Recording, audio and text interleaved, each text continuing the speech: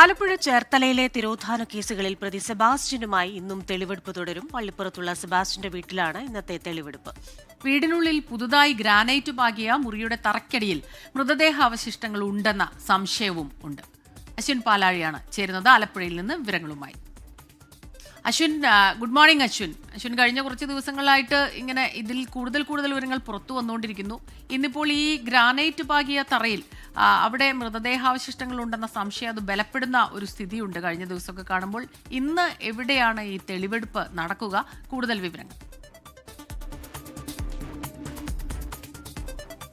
Good morning Smitha Krishnan. ഇന്ന് വളരെ പ്രധാനപ്പെട്ട ദിവസമാണ് ഈ കേസുമായി ബന്ധപ്പെട്ട്. കാരണം സെബാസ്റ്റ്യനെ കസ്റ്റഡിയിൽ കിട്ടിയതിനു ശേഷം ഇതുവരെ ആ വീട്ടിലൊരു പരിശോധന നടത്താനായിട്ടില്ല. പ്രത്യേകിച്ച് കോട്ടയം സ്വദേശിനിയായ അതിരമ്പുഴ സ്വദേശിനിയായ ജയനമ്മ കൊല്ലപ്പെട്ടു എന്നുള്ള സ്ഥിരീകരണത്തിന് ശേഷവും അത്തരത്തിലൊരു പരിശോധന വീട്ടിൽ നടത്താനായിരുന്നില്ല. ആദ്യഘട്ടത്തിലെ പരിശോധനയിൽ കണ്ടെത്താനായത് വളരെ കുറച്ച് അസ്ഥിഭാഗങ്ങൾ മാത്രമാണ്. അത് തലയോട്ടിയുടെയും ഒപ്പം കാലിൻ്റെ ചില ഭാഗങ്ങളും മാത്രമാണ് കണ്ടെത്താനായത്. അവശേഷിക്കുന്ന അസ്ഥികൂടത്തിൻ്റെ ഭാഗങ്ങൾ എവിടെയാണ് നിക്ഷേപിച്ചിരിക്കുന്നത് എന്നുള്ള നിർണായകമായ ചോദ്യം ഇപ്പോഴും നിലനിൽക്കുകയാണ്. ഒപ്പം ഈ മൃതദേഹം കത്തിച്ചത് എവിടെയാണ് എന്നടക്കമുള്ള കാര്യങ്ങളിലും ഇതുവരെ ഒരു വ്യക്തതയില്ല.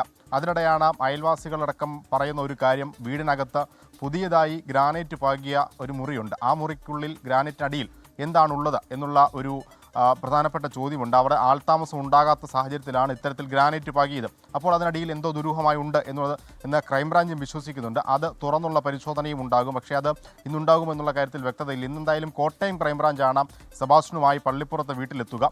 അവിടെ തെളിവെടുപ്പ് എന്നുള്ള നിലയിലാണ് ആദ്യം എത്തുന്നത്. ജയനമ്മ കൊലപാതകവുമായി ബന്ധപ്പെട്ട തെളിവെടുപ്പാണ്. മറ്റ് തുറന്ന പരിശോധന അടക്കമുള്ള കാര്യങ്ങളിലേക്ക് പോകേണ്ടത് ആലപ്പുഴ ക്രൈംബ്രാഞ്ചാണ്. അതുകൊണ്ട് അത് നാളെയോ മറ്റന്നാളോ ഉണ്ടാവാനാണ് സാധ്യത. ഇന്നിപ്പോൾ കെടാവർ നായ അടക്കം ഈ വീട്ടിലെത്തിച്ചുകൊണ്ടുള്ളൊരു പരിശോധനയാണ് കോട്ടയം ക്രൈംബ്രാഞ്ച് ആസൂത്രണം ചെയ്യുന്നത്. ഏതെങ്കിലും തരത്തിൽ മൃതദേഹാവശിഷ്ടങ്ങൾ വീടിന് സമീപത്ത് എവിടെയെങ്കിലും ഉണ്ടെങ്കിൽ അത് കെടാവർ നായയെ കൊണ്ട് കണ്ടെത്താനാകും എന്നുള്ള ഒരു പ്രതീക്ഷയാണ് അന്വേഷണ സംഘത്തിനുള്ളത്. എന്തായാലും ഈ കേസിനെ സംബന്ധിച്ച് ഏറ്റവും നിർണായകമായൊരു ദിവസമായി ഇന്ന് മാറുകയാണ്. അശ്വിൻ പാലാഴിയാണ് ആലപ്പുഴയിൽ നിന്ന് വിശദാംശങ്ങളുമായി ചേർന്നത്. ലോകത്തെവിടെയായാലും ഏത് സമയത്തും 24 വാർത്തകളും ഓഗ്മെന്റഡ് റിയാലിറ്റി പാക്കേജുകളും എക്സ്പ്ലെയിനറുകളും വിശദമായി കാണാൻ ഞങ്ങളുടെ യൂട്യൂബ് ചാനൽ നിങ്ങൾക്ക് സബ്സ്ക്രൈബ് ചെയ്യാം.